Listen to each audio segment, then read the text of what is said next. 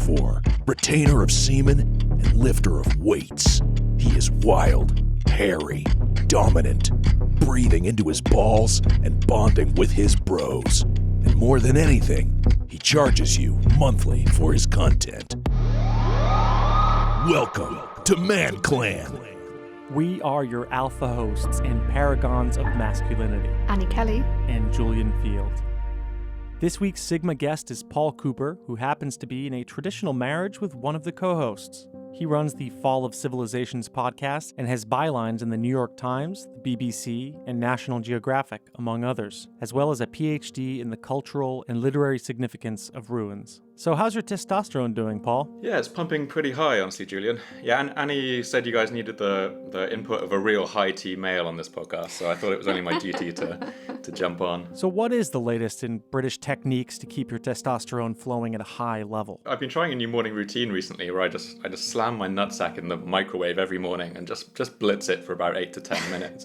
I've seen like a testosterone improvement around 2 to 3%. Pretty promising results. Yeah, I apologize. I mean, I guess this is the first time we platform you, but I know that you've been subjected to pretty horrible stuff by just being together with Annie. I get this sinking feeling every time I see some new horrible right-wing documentary or film has been released. So I just know in my heart that Annie is going to make me watch it at some point. Yeah.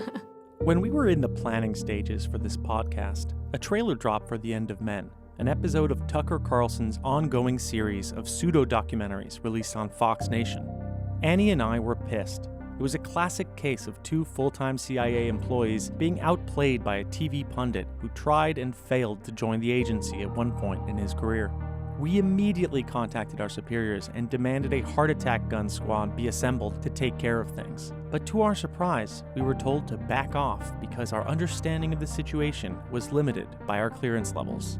It looked like Carlson would be releasing The End of Men after all. The only chance we had at defending our turf would be to release an episode of Manclan discrediting Tucker Carlson's piece. But to do this, we would need to recruit what Tucker Carlson didn't have, a supportive spouse. And so Annie set out on a domestic psyop to convince her husband to appear on a show called Manclan. Thanks to her CIA training and because she knows how to brew a variety of mild teas, Annie was eventually successful. What we weren't prepared for, however, was just how insidious Tucker's documentary would be. The End of Men takes a variety of relatively accurate facts about human health, corporate malfeasance, and environmental toxins, and bends them to better shift blame onto Carlson's ideological enemies. In the process, he conceals the pivotal role of the political right in creating a country where unregulated corporate behemoths are able to sacrifice the health, well-being, and rights of the American population and those abroad in pursuit of profit. So let's jump right into it. Tucker opens The End of Men with part of a speech by John F. Kennedy. I welcome this opportunity to speak to the people of America about a subject which I believe to be most important, and that is the subject of physical fitness. The appearance of JFK in this Fox Nation piece may be surprising to you if you haven't been following the QAnon nonsense. He's a Democrat after all. But it's in line with the streaming platform's audience, which, in the words of one of its VPs, is composed of, quote, Fox News superfans, among the most affluent and well-educated in cable. To cater to this more refined and dedicated audience, Tucker intends to give the illusion that he's shirking partisanship and painting a well-researched picture of civilizational decline. Civilization is like a woman wooed. She's won by the love of the strong man and lost by the impotence of the weak one. The Greeks called this anacyclosis, the life cycle of any society. In a golden age, heroic leaders pursued transcendent goals, something bigger than themselves. They overcome challenge after challenge, and then they win. Then, surrounded by the wealth and the comfort they have won, they lose their life force. They become confused and isolated. They lose faith in themselves, and the civilization they've created begins to decline. Now, Paul, you run a podcast called Fall of Civilization, so you're probably really familiar with Tucker's approach here. In your opinion, what's going on? Yeah, I mean, this is a really old idea, this idea of the civilizational cycle. There's a quote used at the start of the documentary: hard times create strong men create good times, create weak men create hard times. And this is flashing up on the screen at the start of the documentary. And I did a little bit of digging and found that this is from a series of novels by a guy called J. Michael Hopf, who was an ex-Marine. He served as a bodyguard for the Saudi royal family, apparently. and came home to write 7 of the worst novels I've ever seen.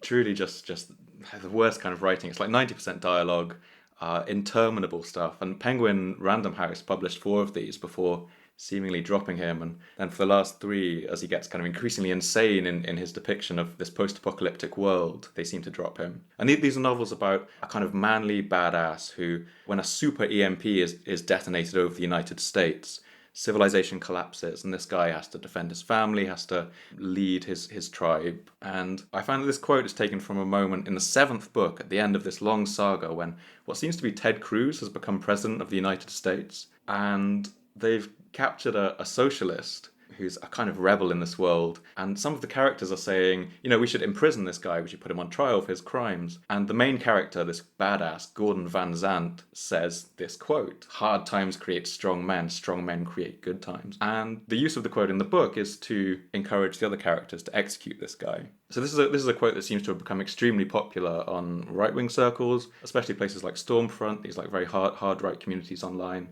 And I honestly see a lot in my YouTube comments.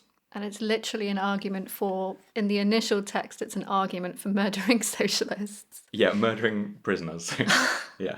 Oh my God. It's even worse than I thought. Yeah. But this idea of the cycle of civilization is very old. And is there anything to it? Yeah, it's basically all true. No, I mean, the idea of this quote it's so infuriating because it's so stupid, and it's impossible to find any period of history in which it really holds true. In most periods of history, so-called strongmen are one of the driving forces in the dissolution of these societies.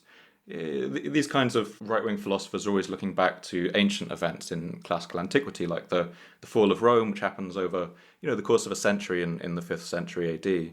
These are incredibly complex events that have so many factors involved that it's impossible to point to one single thing. But it's become a cliche that every new generation sees its own fall of Rome and reads into it like a Rorschach test what they want to believe. And it's become irresistible for fascist philosophers especially. Since Edward Gibbon wrote his History of the Decline and Fall of Rome and pointed to the idea of decadence as being this major factor in the fall of Rome, it's become this kind of right-wing talking point that Rome simply became too soft, the enticements of civilization became too great, and they were eventually toppled by these manly barbarians who came from the north with their kind of vigorous, simple and honest ways. And this kind of philosophy was absolutely irresistible to the Nazis as well. So much so that Heinrich Himmler, when the Italian front was collapsing in the Second World War, sent a detachment of SS soldiers to an Italian mansion to try and retrieve a copy of a single book by a Roman historian called Tacitus, which supposedly, held this idea of the vigorous, manly northern barbarians toppling the decadent, weak Romans. And in the end, it's so tempting to say, Rome or any other civilization fell because of the things I personally hate. Yeah, whenever I hear about strong men leading to good times, I just think of like an extremely muscular man going around my house arranging a party for me, Yeah. setting out like the candy and such. Yeah, thank you for my good times. They've made me weak. So one major thing about this film that I wanted to talk about is the visual element, which is obviously not something that our listeners can see, but I think it's really worth flagging up in terms of the messages that this documentary is throwing up at you. Constantly while Tucker is talking, they're beaming montages at you, showing the supposed degeneration of men and the subsequent civilizational decline we're all experiencing as a result. So anyway, let's just take a look at this bit. Author C.S. Lewis warned of a West that one day would be filled with what he called men without chests, and we see that prophecy coming true today. We call them, less poetically, man boobs.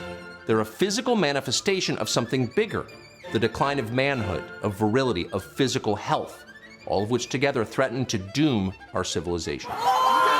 It sounds like the fucking Jerry Springer show. And crowd sound going like, oh, yeah, like it's a wrestling match or something. So what we've got here is fat men, several times over actually. There's some kind of nerdy men. There's like a guy who's like watching the Star Wars trailer and crying, and like a neckbeard Wojak meme. And of course, gender non-conforming men wearing makeup. And in some cases, they're actually not men at all. There's a moment where you hear that crowd sound, which shows a policeman in riot gear here in the UK riding his horse towards some protesters, hitting a traffic sign and falling off. Now, I happen to remember that event, and I know for a fact that was actually a police woman. But that wouldn't send the message that Tucker wants to send, which is that men are failing as paternal protectors from the barbarians, and that law and order is suffering as a result. Well, don't encourage Tucker to put out a documentary about how women can't drive. Women can't ride horses, just can't be done. Hopefully Elon Musk develops a self-driving horse. This whole Tucker Carlson obsession with what people are eating just really brought up to me what was happening in fascist Italy in the 1920s and 30s, where there became this overriding obsession with what Italian people were eating as this new fascist government tried to, develop the Italy of the future. There was one futurist called F.T. Marinetti who founded this futurist poetry and painting movement that was a forerunner to fascism in many ways. It was violently misogynist and nationalist and extolled violence and so on. But he had this manifesto for futurist cuisine, where he began to argue that pasta was what was making Italians indolent and lazy and fat and weakening the nation. As Mussolini took power and so on, he took on these ideas and tried to move Italians away from eating pasta and onto moving rice. Had like a national risotto day where he encouraged Italians to eat this like new manly food that would make them stronger. You've been listening to a sample of Manclan, a 10-part series that is being published on QAA's premium podcast feed, which you can get access to for just $5 a month by going to patreon.com/QAnonAnonymous. You'll also get access to all of Travis View's first season of Trickle Down, as well as an extra episode of QAA for every regular one, and access to our entire archive of premium episodes. Join the Manclan.